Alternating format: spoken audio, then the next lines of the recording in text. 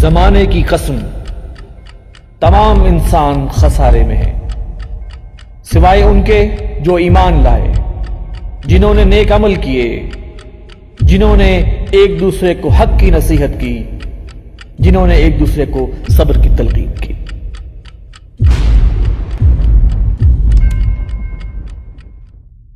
بسم اللہ الرحمن الرحیم۔ السلام علیکم ورحمۃ اللہ وبرکاتہ۔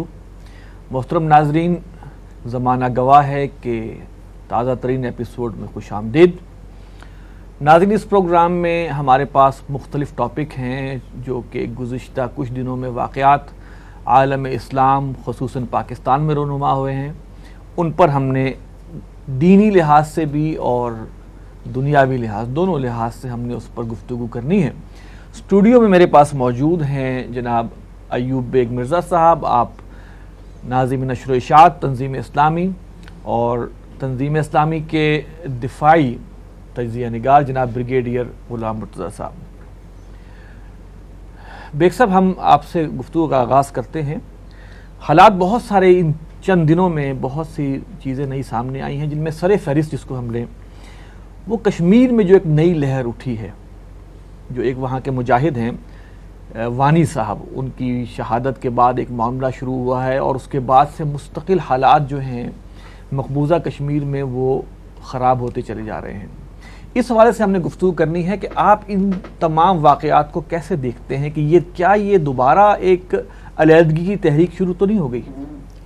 بسم اللہ الرحمن الرحیم۔ آصف امیر صاحب، بات یہ ہے کہ کشمیر جو ہے حقیقت میں یہ تقسیم ہند کا نامکمل ایجنڈا ہے۔ 70 سال ہو گئے ہیں تقسیم ہند کو، اور 70 سال سے ہی کشمیر میں مختلف انداز میں مختلف تحریکیں جو ہیں وہ آزادی کشمیر کے لیے، ہندوستان سے آزادی کے لیے اٹھتی رہی ہیں۔ میں زیادہ ماضی میں نہیں جاؤں گا کہ کیا کچھ ہوتا رہا، لیکن یہ کہ زیادہ تر بھارت جو ہے وہ پاکستان پر الزام لگاتا رہا کہ پاکستان جو ہے اس کی طرف سے لوگ آتے ہیں، ان کی طرف سے مالی امداد ہوتی ہے، اس لیے کشمیر میں جو ہے وہ گڑبڑ ہوتی ہے وغیرہ وغیرہ۔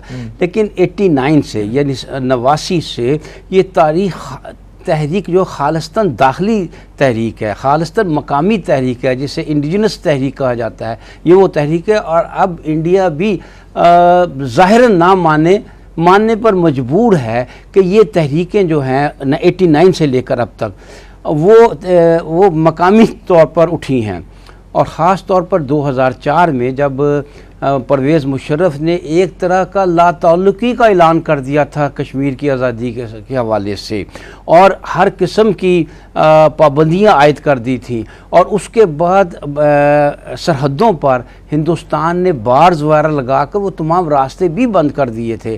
لیکن یہ تحریک کیونکہ مقامی ہے، یہ تحریک کیونکہ لوگوں کے دلوں سے اٹھی ہے، لوگ آپ جانتے ہیں پہلے اسے اینٹی انڈیا تحریک کہا جاتا رہا، اب وہاں اس کا مقبول نعرہ ہے کشمیریوں میں ہیٹ انڈیا۔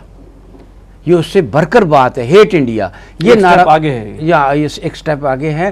اور آپ یہ جس اپنا برہان وانی کا جو بیچارہ شہید ہوا ہے 22 سال کا یہ نوجوان جو ہے، یہ ویسے تو حزب المجاہدین میں شامل ہو گیا تھا باقاعدہ طور پر، لیکن یہ ہے کہ اس کا انداز جہاد جو تھا وہ باقی جہادیوں سے بہت مختلف تھا۔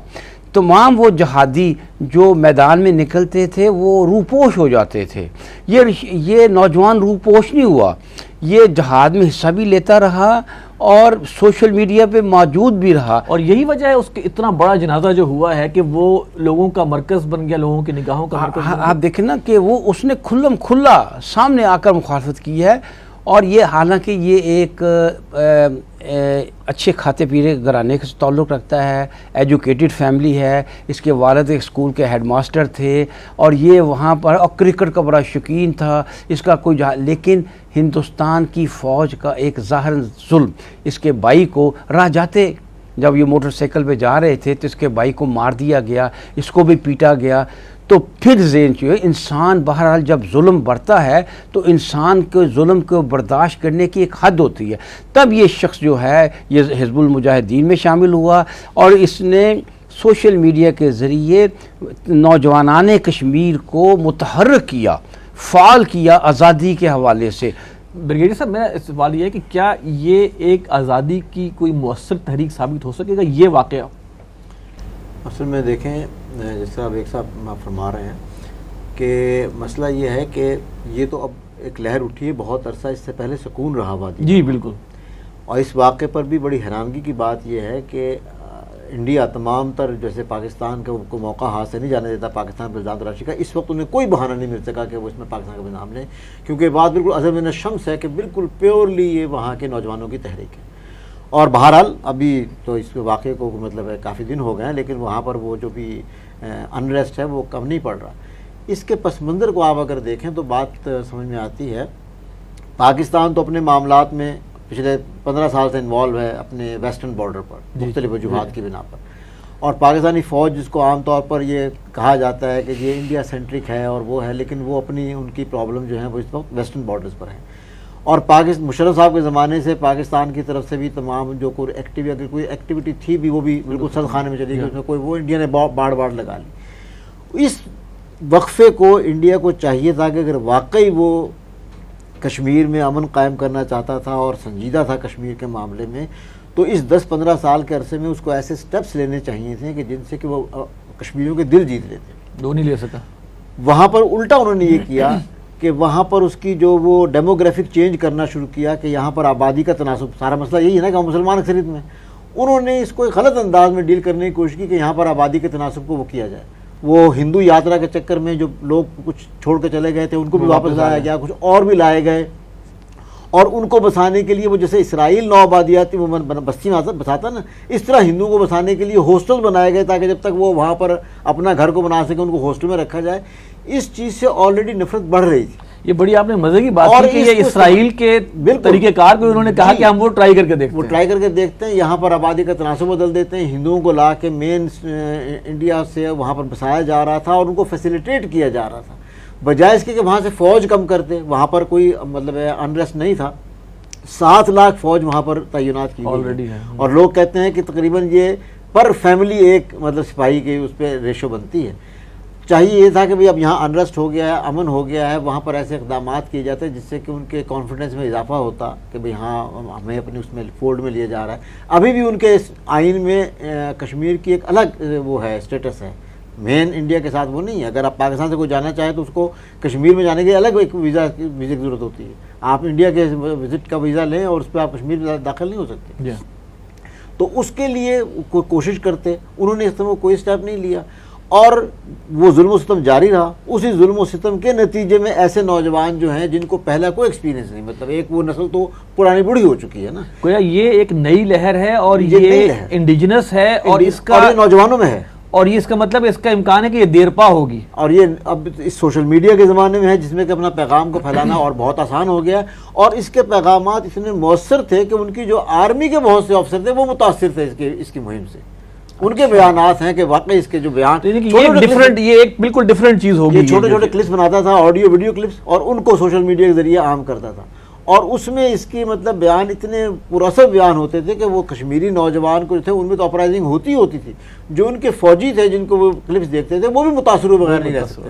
لہٰذا یہ جو اب نئی جنریشن میں جو لہر اٹھی ہے اور ہیٹ انڈیا تحریک اٹھی ہے، اتنی آسانی سے ختم ہو رہی ہے. یہ ایک نئی لہر ہے، اب ایک نیا فینومینا ہے. بیگ صاحب کیا خیال ہے انڈیا کا کیا رسپانس ہوگا اس کے اوپر؟ یعنی کہ آپ کیا سمجھتے ہیں انڈیا پھر وہ ظلم و ستم کی انتہا کر دے گا یا کوئی اور اسٹریٹجی ہوگی، یا یہ کہ یہ اب دبنے والی چیز نہیں ہے؟ دبنے والی چیز تو یہ بھی محسوس نہیں ہوتی، انشاءاللہ یہ نہیں دبے گی. لیکن انڈیا کا بھی اس کو تسلیم کر لینا، اس کے آگے جھک جانا یہ ممکن نظر نہیں آتا. خاص طور پر مودی سرکار. دیکھیے آپ کو معلوم ہے کہ ہندوستان کے آئین کی آرٹیکل 370 ہے جس کے مطابق کشمیر کا ایک الگ سٹیٹس ہے آرٹیکل 370 کے تحت.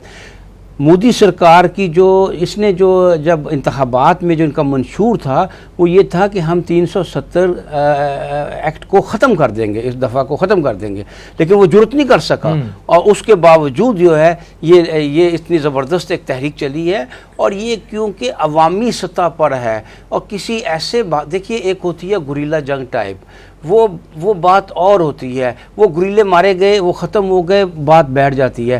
جب عوام سے بات اٹھے گی تو کم از کم مجھے یہ امید ہے کہ یہ تحریک اس طرح دب نہیں سکے گی، لیکن یہ بھی توقع نہ رکھے کہ انڈیا کسی بھی صورت پر اس کو قبول کر کے اس کے آگے کوئی سرنڈر اس کا مطلب ہے پھر انڈیا کوئی اور ایڈونچر شروع کرے گا کہ جس سے یہ جو ہے میں تو یہ محسوس کر رہا ہوں کہ اس سے خطے میں حالات خراب ہوں گے، اور انڈیا اگر انڈیا اس کو سنبھال نہ سکا اس تحریک کو، تو وہ آخر پاکستان پر اس کا ملبہ ڈالے گا اور پاکستان سے کوئی چھیڑ چھاڑ کرے گا، جو مجھے نظر آ رہا ہے۔ سر یہ پاکستان حکومت کا کیا کردار ہونا چاہیے، یا کیا کردار ہے ابھی تک یہ نئی جو لہر اٹھی ہے اس میں؟ پاکستان تو کشمیر کو بالکل بھولا ہوا ہے۔ یہ تو موقع تھا کہ جہاں پر ہماری وزارت خارجہ بہت ایکٹیو ہوتی ہے، اور جو دوسرے ملکوں میں سفراء ہیں ہمارے، وہ ڈپلومیٹک لیول پر اس کو بہت اٹھاتے۔ پاکستان میں گزرا تھا واقعہ ہوتا ہے، انڈیا کس طرح پورے دنیا میں شور مچا دیتا ہے، یہاں پر کسی اقلیت میں کسی چرچ پہ حملہ ہو گیا، جیسے ایسے واقعات ہوتے رہتے ہیں۔ یہ تو موقع تھا کہ پاکستان جو کہتا ہے کہ ہم اخلاقی اور سفارتی سطح پر کشمیر کے مسئلے کو اٹھاتے رہیں گے، اس سے اچھا موقع کیا ہوگا؟ اب بہت لیٹ بیان آنے شروع ہوئے ہیں، اور وہ جو ہمارے مولانا فضل الرحمان صاحب جو کشمیر کے وہ کمیٹی کے وہ چیئرمین ہیں، ان کا تو آپ نے کوئی بیان پڑھا ہی نہیں ہوگا، مطلب ان کی طرف سے کوئی بیان ہی نہیں آیا اس پر۔ حکومت کی طرف سے بیان بہت لیٹ آیا ہے، دیر سے انہوں نے اسٹارٹ لیا ہے اس کو، تو حالانکہ اس کو فوراً لینا چاہیے تھا، انٹرنیشنلی اس کو اٹھانا چاہیے تھا کہ جناب ہمارے ظلم ہو رہا ہے۔ مسلمانوں اب بیان وزارت خارجہ کے سامنے آیا ہے کہ یہ کشمیر کے جو معاملات ہیں یہ بھارت کا اندرونی معاملہ نہیں ہے، اور وہ ایک متنازع علاقہ ہے۔ یہ بھی میں تو سمجھتا ہوں کہ یہ معاملہ ایک دفعہ پھر جو ہے وہ سیکیورٹی کونسل میں اور اقوام متحدہ میں لے جانا چاہیے، چاہے اس کا نتیجہ کوئی نہیں نکلے گا، لیکن دنیا کے سامنے ایک دفعہ پھر بات ابھر کر سامنے آئے گی، اور اس میں بھارتی فوج کے جو ظلم و ستم ہے اور جو جبر و تشدد ہے اس کو واضح کرنا چاہیے، وہاں یہ ویڈیوز دکھانی چاہیے۔ آج کے دور میں کیا نہیں ہے جس سے انڈیا انکار نہ کر سکے، یعنی کہ پاکستان کو آپ کے خیال میں اس سے بھرپور فائدہ اٹھانا چاہیے، کیونکہ ایسے میں بیگ صاحب عجیب بات یہ ہے کہ پاکستان نے پہلے بھی بہت ساری تحریکیں کوششیں ہوئی ہیں پاکستان کی طرف سے بھی کہ کشمیر آزاد ہو جائے، لیکن وہ سب ناکام ہوئی ہیں۔ یہ بہت اہم سوال کیا آپ نے۔ دیکھیے کشمیری جو ہیں وہ کیا نعرہ لگاتے ہیں وہاں، اب بھی لگا رہے ہیں، پاکستان سے رشتہ کیا، لا الہ الا اللہ، یہ نعرہ ہے کشمیریوں کا۔ پاکستان اب بھی ہے بالکل، اس میں بھی لگا ہے۔ وہاں عید منائی گئی ہے، ابھی یہ حالیہ عید گزری ہے، یہ عید انہوں نے پاکستان سے منائی ہے، عید پاکستان سے منائی گئی ہے، اور اس نوجوان کو پاکستان کے جھنڈے میں لپیٹ کر دفنایا گیا ہے۔ تو یہ جو وہ نعرہ لگاتے ہیں کہ پاکستان سے رشتہ کیا، لا الہ الا اللہ، مصیبت یہ ہے کہ وہ تو نعرہ لگاتے ہیں، پاکستان کیوں ناکام رہا کشمیر کی آزادی کے حوالے سے؟ اس لیے کہ وہ لا الہ الا اللہ یہاں عملی طور پر موجود نہیں ہے۔ جب وہ لا الہ الا اللہ عملی طور پر موجود نہیں ہے، صرف نام کا معاملہ ہے کہ ہم مسلمان ہیں، وہ نظام نہیں ہے، اور وہ رابطہ تو اس نظام سے ہی ہوگا نا، وہ تو اجتماعی سطح بھی ہوگا۔ جب وہ رشتہ لا الہ الا اللہ کی بنیاد پہ قائم کرنا چاہتے ہیں، اور ہمارے ہاں لا الہ الا اللہ نہیں ہے عملی طور پر، تو اس کا نتیجہ ظاہری طور پر نکلا کہ پاکستان اس حوالے سے کوئی ایسی عملی اقدام نہ کر سکا جو کشمیر کی آزادی پہ منتج ہوتا۔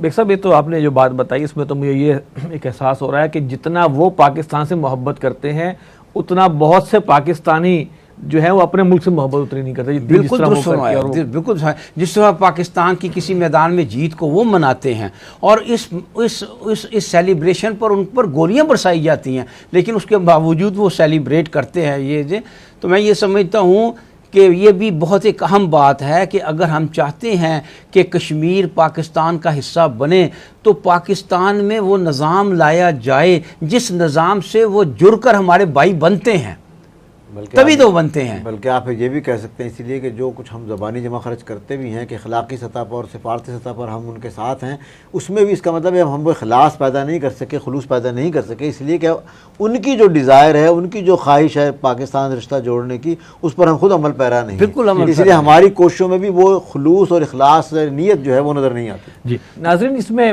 کشمیر کے حوالے سے جو ہماری گفتگو ہوئی ہے اس میں صرف یہ آپ سے ضرور کہوں گا دیکھیے ایک ہے کام حکومت کے کرنے کا اور ایک ہے کام ہمارا کرنے کا. ہم کم سے کم سوشل میڈیا پر اس کو اتنا اٹھائیں اس ایشو کو کہ واقعی دنیا کو پتہ چل جائے کہ یہ اب ایشو دبنے والا نہیں ہے, ظلم و ستم کی انتہا ہو چکی ہے, اور ساتھ ہی ساتھ کہ یہ پاکستان کی انوالومنٹ نہیں ہے بلکہ یہ ان لوگوں کی اپنی خواہش ہے. کہیں اس کے ساتھ وہی سلوک نہ ہو اس تحریک کے ساتھ اور ان لوگوں کے ساتھ جو فلسطین میں اسرائیل نے کیا ہے. ہمارے ساتھ رہیے گا, ابھی بہت سی چیزیں اور ہماری ڈسکس کرنے والی ہیں ایشوز کے حوالے سے, حالات حاضرہ کے حوالے سے. وقفے کے بعد ملاقات ہوتی ہے.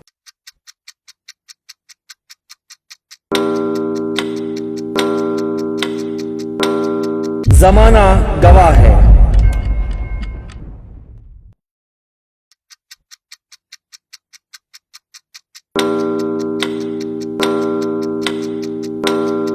زمانہ گواہ ہے. ویلکم بیک ناظرین. رمضان المبارک کے دوران 3 اسلامی ملکوں میں بم دھماکے کے واقعات ہوئے, جن میں سر فہرست جس کو ہم سب سے پہلے لے کے آئیں گے وہ سعودی عرب ہے. 3 جگہ پہ دھماکہ ہوا. بنگلہ دیش میں ایک ٹیررسٹ اٹیمپٹ ہوئی پوری اور پورا لوگوں کو مارا گیا, اور پھر ترکی میں دھماکہ ہوا.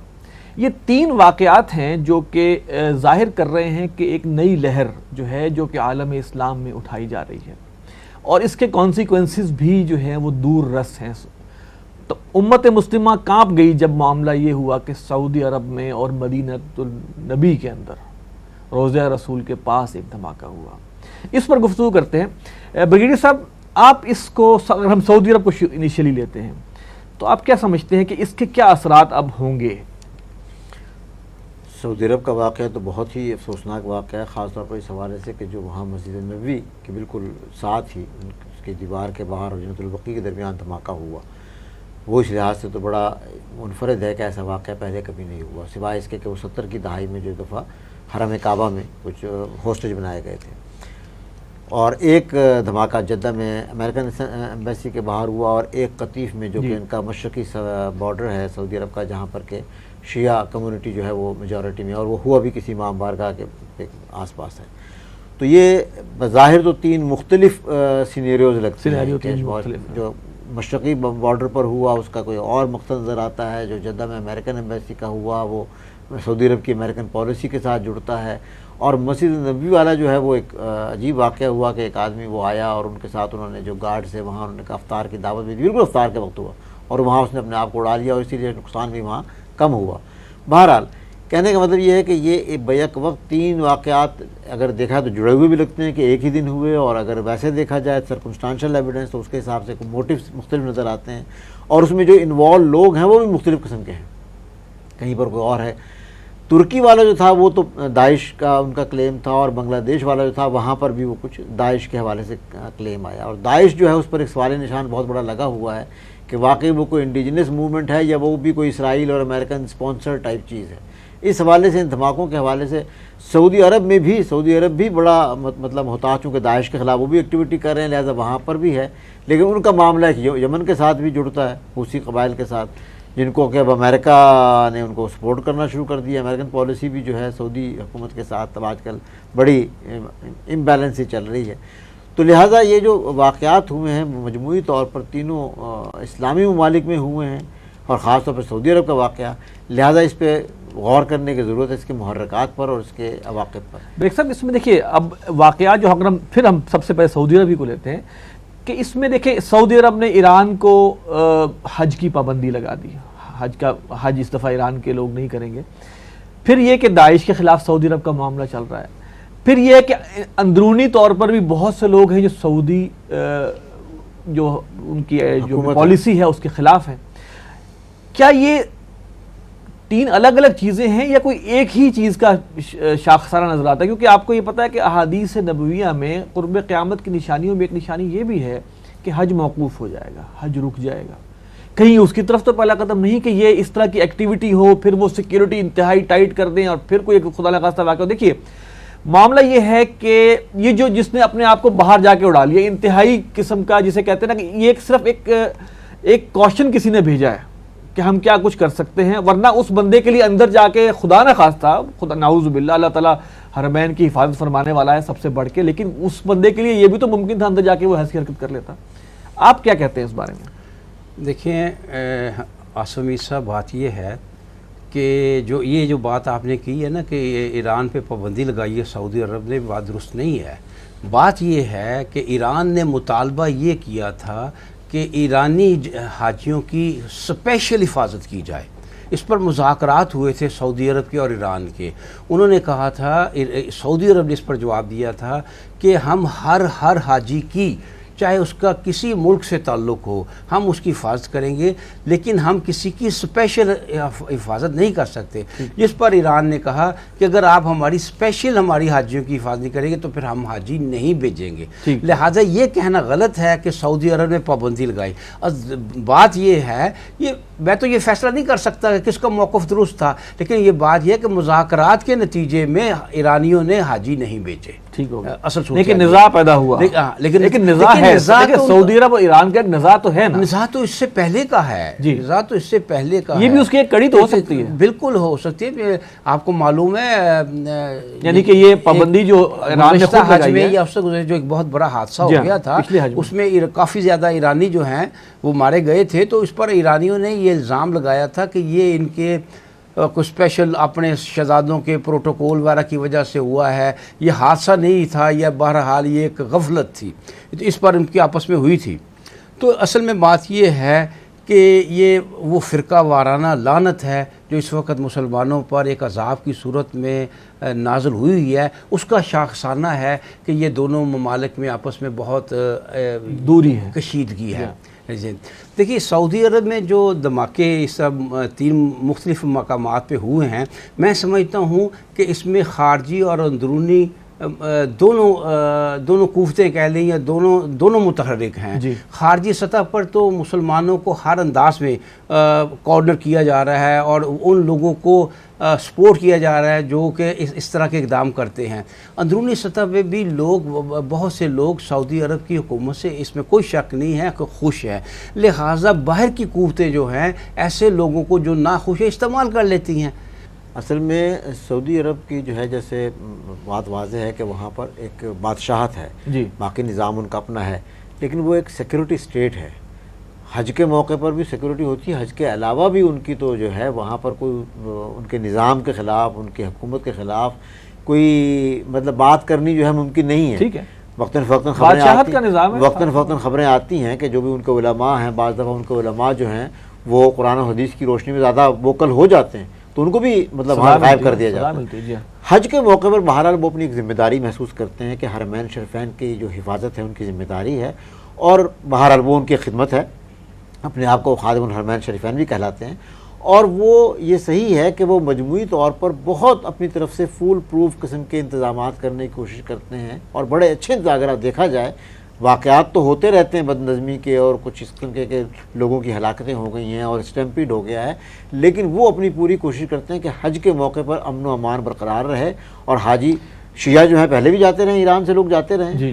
اور پچھلے سال کا واقعہ ایک ایسا واقعہ ہوا ہے، اور میرے خیال سے کہ اس معاملے میں جو بھی مذاکرات ہوئے تھے اس کے نتیجے میں، جیسے کہ پہلے یہاں بات آ گئی ہے کہ وہ کوئی نتیجہ خیز ثابت نہیں ہوئے، اور ایران نے ایک طرفہ طور پر اعلان کر دیا کہ اگر ہم چونکہ ہمارے حاجیوں کی خصوصی حفاظت نہیں کی جائے گی تو ہم حاجی نہیں بھیجیں گے. سر لیکن اب سوال یہ ہے کہ کیا اب حج مزید مشکل نہیں؟ جی میں اسی طرف آ رہا ہوں کہ ظاہر ہے کہ جو اب مطلب مجموعی طور پر دنیا کی صورتحال ہے ٹیررزم کے حوالے سے، اگر کوئی ایسا یہ واقعہ جو آپ نے ضرور کہ پہلے آپ نے خیال ظاہر کیا کہ کیا یہ ایک ٹریلر قسم کی چیز تھی، اور ایسے واقعات کو بہانہ بنا کر خدشہ ہو سکتا ہے کہ کسی سٹیج پر سعودی حکومت، میں نہیں سمجھتا کہ مکمل حج پر پابندی لگائے، لیکن یہ ہو سکتا ہے کہ جو زائرین ہیں ان کی تعداد میں کوئی کمی کر دی جائے اور بڑے سلیکٹو. حالانکہ ایک طرف وہ ایکسپینشنز ہو رہی ہیں، جی ہاں ایک طرف ایکسپینشنز ہو رہی ہیں، لیکن یہ جو کنسرن ہے مجموعی طور پر جو میرا مطلب میری آبزرویشن ہے یہ ہے کہ وہاں پر حاجیوں پر کسی قسم کی پابندی نہیں لگائی جاتی، ان دس سینس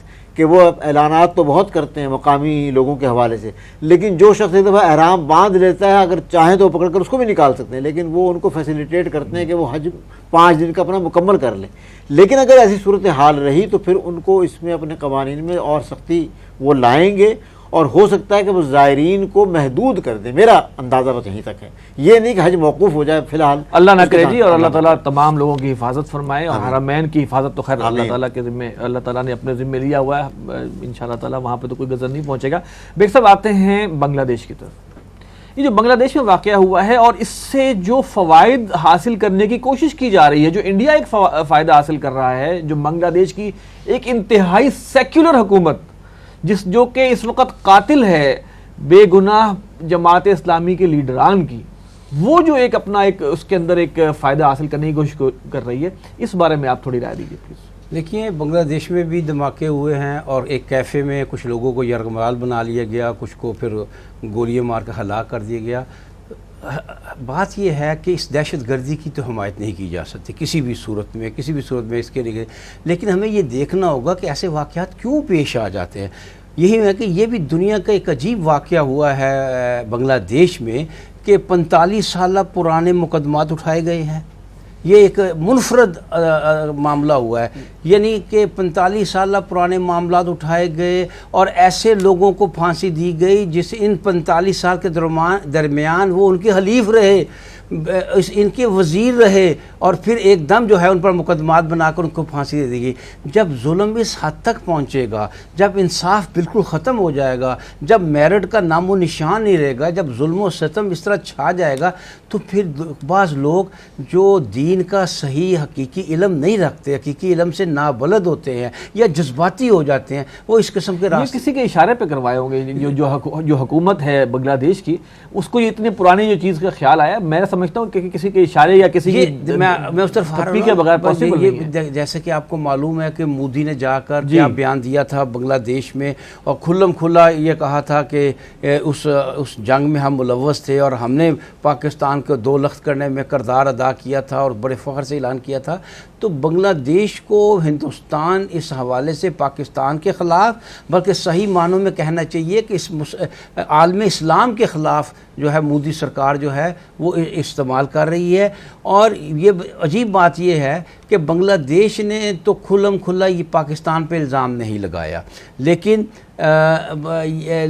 بھارت کے وزراء نے یہ کہہ دیا ہے کہ بنگلہ دیش میں ہونے والے واقعات میں پاکستان کا حصہ, اور اسی میں ملوث کر لیا گیا ہے. ظاہر جو پیس ٹی وی کے ذاکر نائک ہیں, ان کے حوالے سے انشاءاللہ ہم گفتگو کرتے ہیں. بریگیڈیئر صاحب, آپ کچھ اس بارے میں کچھ ایڈ کیجئے کہ یہ بنگلہ دیش کے حوالے سے جو آپ کیا دیکھیں. یہ ایک طے شدہ امر تھا بنگلہ دیش, انڈیا اور پاکستان میں کہ ان واقعات کو دوبارہ نہیں اٹھایا جائے گا, اور ایک کلیمنسی دے دی گئی تھی. موجودہ جو بنگلہ دیش کی حکومت ہے حسینہ واجد کی, انہوں نے اپنے آئین میں تبدیلی کی اس کام کے لیے, جی, اور شرک کو ختم کیا.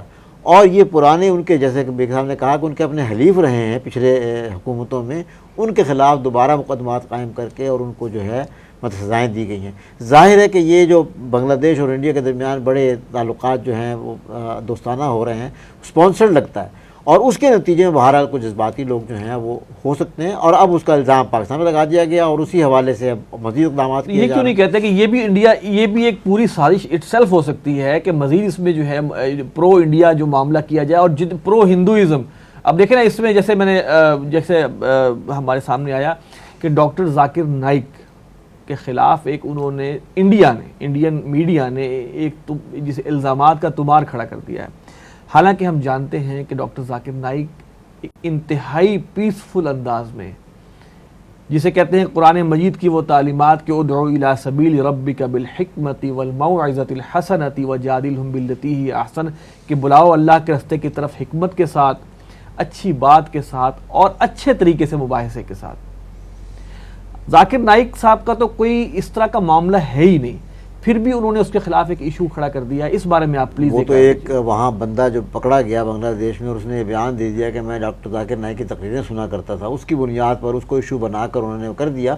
حالانکہ ان کا جو ہے وہ ایک اوپن چینل ہے, اور کوئی مطلب کوئی خفیہ ایجنڈا نہیں ہے, اور تمام ان کی چیزیں جو ہیں ریکارڈڈ ہیں, اور اس میں کوئی مطلب اس طرف تو کوئی بات ہوتی نہیں. عام طور پر تو ان کی دعوت تبلیغ ہے, اور وہ احمد دیدات کی طرز پر مطلب کرسچن کمیونٹی میں یا ہندو کمیونٹی میں انہی کے اسکرپچر سے شواہد نکال کر بیان کرتے ہیں, اور اسلام کی دعوت ایک بڑے پرامن انداز میں وہ دے رہے ہیں, اور ان کا وہ مقبول بھی ہے. جتنا جہاں اردو بولی جاتی ہے, انگلش میں اسپیکنگ میں بھی وہ ان کے چینل کافی مقبول ہیں، لیکن اس چیز کو بہانہ بنا کر لگتا یہی ہے، پس منظر تو لگتا ہے کہ انڈیا شاید خود ان سے اسی بنیاد پر جو مودی حکومت ہے، یہ بی جے پی کی حکومت آ گئی ہے اور وہ ڈاکٹر ذاکر نائک پہ کوئی پابندی لگانا چاہتے تھے، ان کے ہاتھ ایک بہانہ آ گیا، اس کو بہانہ بنا کر وہ اب انڈیا میں جیسے IRF پہ وہ زیادہ سیکورٹی کر دی گئی ہے اور کافی ان کو پہرے لگا دیے گئے ہیں، تو وہ ایک طرح سے ان کو مطلب تنگ کرنے کی پوزیشن میں آ گئی ہے تاکہ وہ اپنا مشن جو ہے اس کو وہاں چلا نہ سکے۔ دیکھیے بہت سے ہندو مسلمان ہو رہے تھے۔ ہاں دیکھیے ذاکر نائک کے تو چینل کا نام ہی پیس ہے، اور وہ وہاں کبھی کنٹروورشل، کبھی سیاسی بات کا ہرگز نہیں کرتے تھے۔ سر ہندوؤں کے لیے تو ان کے اسکرپچرز کو بتانا اور اس کو خلاف، اس کو یعنی کہ حقیقت کے خلاف قرار دینا کنٹروورشیل تھا، اور یہ اس سے یقیناً ہندو جو ہیں وہ ہندو جو کہ بی جے پی ٹائپ کے لوگ ہیں وہ تو بڑے سیاسی معاملات کو تو نہیں لاتے تھے نا وہ، یعنی کہ انہوں نے اس سے کئی فائدے حاصل کرنے کی کوشش کر رہے ہیں بیگ صاحب وہ اس واقعے سے۔ ہاں اصل میں تو وہ تمام ہندوستان حکومت اور یہ خاص طور پر مودی سرکار جو ہے وہ ان کے اتنا زیادہ پاپولر ہونے پہ مسلمانوں میں اور ہندوؤں کی میں دعوت کے پھیلنے کے حوالے سے بہت پریشان تھے، اور وہ چاہتے تھے کہ کوئی نہ کوئی بہانہ ملے، کوئی عذر لنگ ہی صحیح، کوئی بات ملے، تو یہ اس کو وہ استعمال کرنا چاہتے ہیں۔ اصل میں وہ اپنے وہ جمہوریت اور سیکولرزم کا جو ڈنڈورا بہت زیادہ پیٹتے ہیں، اس کے ہاتھوں مجبور تھے کہ وہ کوئی کھلم کھلا بغیر کسی الزام کے کوئی قدم نہیں اٹھا سکتے تھے۔ دیکھیے یہ بڑا ایک بودا الزام ہے کہ وہ جو لڑکا ہے وہ کہے کہ جی میں نے ڈاکٹر ذاکر کے لیکچر سنے، بھائی وہ قرآن مجید میں جہاد کا ذکر ہے، بات یہ ہے کہ یہ کوئی دلیل تو نہیں ہے لیکچر سننا، تو وہ خبریں بھی سنتا ہے، وہ مودی کی تقریر بھی سنتا ہے، وہ حسینہ واجد کو بھی سنتا ہے، اب ہر ایک کو دلیل بنا کے ہر ایک کے خلاف کھڑا ہو جائے، یہ تو دجالیت ہے۔ یہ تو بات ہی نہیں ہے۔ دیکھیے ان کی بات ہزاروں لوگ سامنے بیٹھے ہوتے ہیں تو اور لاکھوں اور بلکہ کروڑوں لوگ ہوتے ہیں جو ٹیلی ویژن پہ سن رہے ہوتے ہیں، تو فرض کیجئے تو ان میں سے صرف 2 افراد نے اس طرح بھی بات کی ہے، اس طرح کی، فرض کیجئے کہ میں اس سے متاثر ہوا ہوں، تو اس کا یہ مطلب نکلا کہ کروڑوں لوگوں میں سے 2 بندے جو ہیں جو اس طرف راغب ہوئے، تو بصیرت مجموعی جو ہے ان کی دعوت کسی کو اس طرف راغب کرنے والی نہیں ہے، بالکل نہیں ہے۔ تو یہ تو دیکھیے یہ وہ تو ہے کہ وہ جو بڑی پرانی مثل ہے کہ وہ لیم اینڈ دی وولف والی، وہ تو بہانہ بنانا ہے، آپ نے کوئی عذر آپ جو ہے گویا سیکولرزم جو ہے انڈیا کے اندر ہے نہیں، اس کا مطلب ہے ثابت یہ ہو گیا کہ عملی طور پر انڈیا میں نہیں ہے، جو تھوڑا بہت تھا وہ مودی سرکار نے تباہ و برباد کر دیا۔ بریگیڈیئر صاحب یہ بتائیے کہ اب ایک عجیب معاملہ ہوا کہ انڈیا میں بھی ہم بہت افسوس کے ساتھ یہ کہنا پڑتا ہے کہ مسلمانوں میں ڈیوائیڈ ہے، کچھ لوگ ہیں جو ذاکر نائک کے خلاف ایکشن لینے پر خوش ہیں، یعنی کہ ہمیں بظاہر ایسا معلوم ہوتا ہے کہ ہمیں کسی بیرونی دشمن کی ضرورت نہیں ہے، مسلمانوں میں ہی فرقے وارث اتنی خوفناک اندر پھیل چکی ہوئی ہے کہ ہمیں دوسرا فرقہ اٹھا کے مار دیتا ہے۔ اس میں تو وہ رینڈ کارپوریشن کی رپورٹ یاد آتی ہے نا کہ جس میں وہ مسلمانوں کو 4 قسم میں ڈیوائیڈ کیا گیا تھا اور کہا گیا تھا کہ بیسیکلی جو اسلام کو بطور دین سمجھتے ہیں اور جو ایک روایتی علماء طبقہ ان میں بھی رفت پیدا کی جائے، کیونکہ اگر یہ دونوں نزدیک آ گئے تو پھر ہمیں زیادہ خطر، ہمارے لیے بات زیادہ خطرے کی ہوگی۔ تو یہ اب اس لیول پر کہ جو پیور اسلام کی بات لوگ کرنے والے ہیں اور جو ہمارے یہاں ایک روایتی طبقہ ہے علماء کا، ان کے درمیان بھی پھوٹ ڈال کر ان کو علیحدہ کرنے کی اس سازش کا حصہ لگتا ہے کہ اب ذاکر نائک صاحب جیسے مثال کے طور پر ہیں یا اور قسم کے کچھ ادارے ہیں جو اسلام کو بطور دین کے اور ایک نظام کے پروموٹ کرتے ہیں کہ پورا مکمل دین ہے، اور کچھ لوگ کچھ فروئی معاملات کو اچھال کر کے مطلب جس طرح ہمارے یہاں اور عام مسلک پرستی ہے اس بنیاد پر مطلب ان کی جو کوششیں ہیں، حالانکہ وہ کوششیں اسلام کے فولڈ میں لانے کے لیے ہیں، لوگوں کو مسلمان بنانے کے لیے ہیں، اور ایک علمی قسم کا کام ہے، جیسے آپ نے وہ سورہ نحل کی آیت تلاوت کی، ادعو الی سبیل ربک بالحکمہ والی بات ہے کہ حکمت سے، انہی کے اسکرپچر سے، انہی کے اس سے نکال کر دلائل لا کر اسلام کی حقانیت واضح کرنے والی بات ہے، حالانکہ اس میں کوئی مسلک پرستی نہیں ہے، کسی مسلک کی ترویج نہیں ہے، بالکل نہیں، لیکن وہ دشمن چاہتے ہیں کہ مسلمانوں کے اندر جیسے پہلے ایک سنی شیعہ بہت بڑی ڈیوائیڈ ہے، اب سنیوں کے اندر بھی مسئلہ مسالک کے حوالے سے ڈویژن کو بہت گہرا کرنا چاہتے ہیں، وہ اس کی پشت پناہی کرتے ہیں. یہ بڑی بدقسمتی کی بات ہے جی. یہ اور سیکولر طبقات جو ہمارے ہیں اس میں سے وہ ویسے ہی فائدہ اٹھاتے ہیں. ہیں. مسئلہ یہ کہ بیگ صاحب اس میں تو یہ بیسیکلی تو ایک مسئلہ اسلام اور کفر کا بنتا جا رہا ہے، اور اس میں تو کسی بھی فرقے کو بیگ صاحب اس میں پیچھے نہیں ہٹنا چاہیے. دیکھیں فروعی اختلافات اپنی جگہ ہے، لیکن ان کی بنیاد پر آپ ایک ایسی آواز کو بند کر رہے ہیں جو کہ دین کو پھیلانے کی کوشش کر رہی ہے. آپ کے سوال میں جواب موجود ہے کہ واقعتاً ایک دعوت جو بس اسلام کی دعوت دی جا رہی ہے، کوئی کسی مسلک کی دعوت دی جا رہی ہے، اسے مسلک کی بنیاد پر تقسیم کر اس پر تنازع کھڑا کر لینا، میں سمجھتا ہوں یہ اس پر میرا اس وقت کوئی کمنٹ نہیں کہ یہ ہماری بدقسمتی ہے. یہ بہت بڑی بدقسمتی ہے، اور امت کو جو خطرہ تفرقہ بازی سے ہے وہ کسی خارجی دشمن سے نہیں ہے. برگیڈیئر صاحب اس معاملے میں آخری سوال میرا آپ سے یہ ہے کہ کیا کرنا چاہیے مسلمان، کیا رد عمل ہونا چاہیے مسلمانوں کا بحیثیت مجموعی اس حوالے سے کہ ایک شخصیت کو انہوں نے بلا وجہ ایک وہ ٹارگٹ بنا لیا، اور اس کے جو خیر کے کام کو وہ باطل قوتیں، کافر قوتیں روکنے کو بیٹھی. میں تو یہی اس پہ عرض کروں گا کہ جس طرح ہمارے ہاں پہلے سلف میں بھی رہا، بہت پرانی تاریخ نہیں بیان کر رہا، یہ تحریک پاکستان کو دیکھ لیں کہ اس میں یہ تھا کہ جب بات آتی تھی اسلام اور کفر کی تو پھر تمام مسلمان اپنے تمام اختلافات بھول کر بطور مسلمان متحد ہو جایا کرتے تھے. وہی تحریک پاکستان تھی نا. تحریک پاکستان میں کوئی مسئلہ پرستی واضح نہیں ہوئی، مطلب سنی شیعہ بھی ایک پلیٹ فارم پر ہے. ہونا یہ چاہیے کہ آج کل کے حالات میں ہمارے تمام جو بھی اسلام پسند طبقات ہیں، اس میں علماء بھی شامل ہیں اور دوسرے لوگ بھی شامل ہیں، ان کو چاہیے کہ اسلام کے نام پر متحد ہو جائیں. واعتصموا بحبل اللہ جميعا ولا تفرقوا.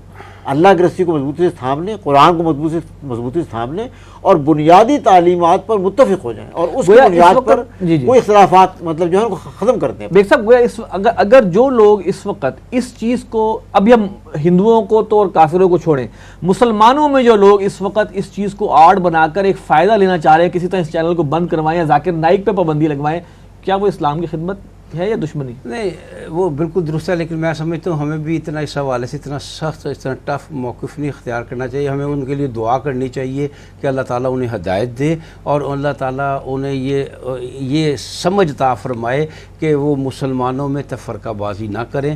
ہم بھی ان کے بارے میں کوئی سخت الفاظ نہ استعمال کریں اور ان کے لیے دعا بہرحال وہ ایک مخصوص طبقہ ہے، لیکن بحیثیت مجموعی میں سمجھتا ہوں کہ تمام وہ اختلافات کے باوجود بہت سے ایسے ہمارے ادارے ہیں اور علماء کے مطلب طبقات ہیں جو اس حوالے سے اوپنلی کوئی تنقید نہیں کرتے یا مخالف نہیں ہیں، اپنے تحفظات ہیں ان کے. ٹھیک ہے ناظرین، ڈاکٹر ذاکر نائک کے حوالے سے آپ کے سامنے موقف آ گیا، اور جو بم دھماکے ہوئے ہیں ان کے حوالے سے ہوا. انشاءاللہ اگلے ایپیسوڈ میں ہم کچھ اور چیزوں کا ذکر کریں گے. ہمارے ساتھ رہیے گا. وی ول بی رائٹ بیک.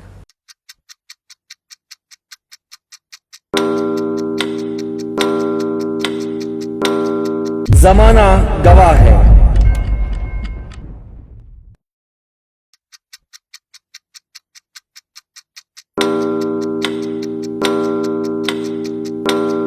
زمانہ گواہ ہے. ویلکم بیک ناظرین. بیگ صاحب، ہمارے کچھ دنوں سے ہم دیکھ رہے ہیں، بلکہ ریسنٹلی ہم نے دیکھا ہے کہ کافی سارے شہروں میں ایک مہم چل رہی ہے آرمی چیف صاحب کے حوالے سے، کہ ان کو مدد کے لیے پکارا جا رہا ہے، ان سے کہا جا رہا ہے کہ وہ نہ جائیں اور وہ آ جائیں. یہ ایک عجیب سی معاملہ، اور سیاستدانوں کے بڑے عجیب بیان آ رہے ہیں کہ جناب یہ بات جو ہے غیر آئینی ہے. سیاستدانوں کو جب اپنی مرضی ہوتی ہے تو کچھ چیز یاد آ جاتی ہے. کیا کہتے ہیں آپ اس بارے میں؟ آصف صاحب، آپ نے بالکل درست فرمایا. یہ عجیب بات ہے کہ 19 شہروں میں، پاکستان کے 19 شہروں میں راتوں رات بڑے زبردست قسم کے، بڑے خوشنما قسم کے اور بڑی اچھی عبارات کے ساتھ جو ہے وہ بینرز اور پوسٹر راتوں رات لگے ہیں. میں پریشان ہوں کہ کس تنظیم میں اتنی قوت ہے کہ وہ 19 شہروں میں راتوں رات اتنا کام کر گزرے، اور اس کو روکنے والا کوئی نہیں، اس کو روکنے والا حالانکہ اور کوئی بینر لگائے تو اٹھا کے جیل میں ڈال دیتے ہیں. اس پر ہی وہ جو پیپلز پارٹی کے اعتزاز احسن ہیں وہ کہتے ہیں، اور ان کی بات میں وزن ہے، وہ کہتے ہیں یہ کام گورنمنٹ نے کروایا ہے اور اس سے وہ 2 فائدے حاصل کرنا چاہتی ہے. ایک تو رحیل شریف کو کارنر کریں گے کہ یہ بینر لگوانے کے بعد اگر واقعتاً راحیل شریف کوئی قدم اٹھا لیتا ہے تو کہیں گے ٹھیک ہے نا، ثابت ہو گیا نا کہ بینر انہوں نے لگوائے تھے. اچھا. اور ایک بات، اور دوسری بات یہ کہ اپوزیشن کو کارنر کیا ہے کہ اپوزیشن جو ہے آواز اٹھائے اس کے خلاف، ہیں جی، اور راحیل شریف تک یہ بات پہنچے کہ اپوزیشن بھی اس کے خلاف ہے. اور انہوں نے جو یہ واویلا کیا ہے، میں اس واویلے پہ ان پہ بڑا پریشان ہوا ہوں کہ یہ آئین کی خلاف ورزی ہے. یقیناً ہے، اس میں کوئی دو رائے ہے ہی نہیں کہ یہ آرٹیکل 6 کی خلاف ورزی ہے.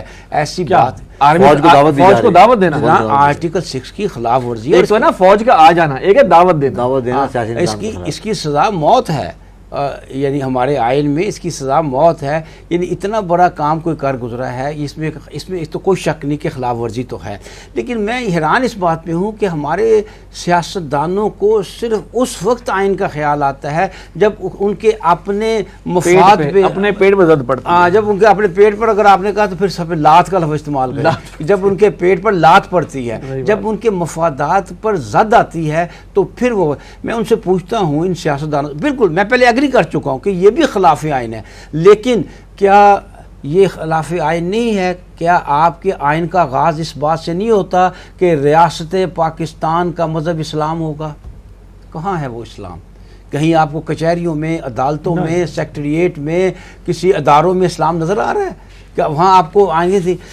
کیا آپ کو آئین کی شق نمبر دفعہ 31 نظر نہیں آتی جس میں یہ ہے کہ حکومت کا فرض ہوگا کہ ہر شخص کو قرآن کی تعلیم سے آراستہ کرے، ہر پاکستانی کو عربی اس درجے کی سکھا دے کہ وہ قرآن خود پڑھ سکے اور اس کا ترجمہ جان سکے. یعنی کہ اگر آئین وہاں یاد آیا تو اس کو بھی تو یاد کرو، یہ اس کو بھی تو یاد کرو. یہ تم کیوں بھولے ہوئے؟ اس کا تم نام ہی نہیں لیتے.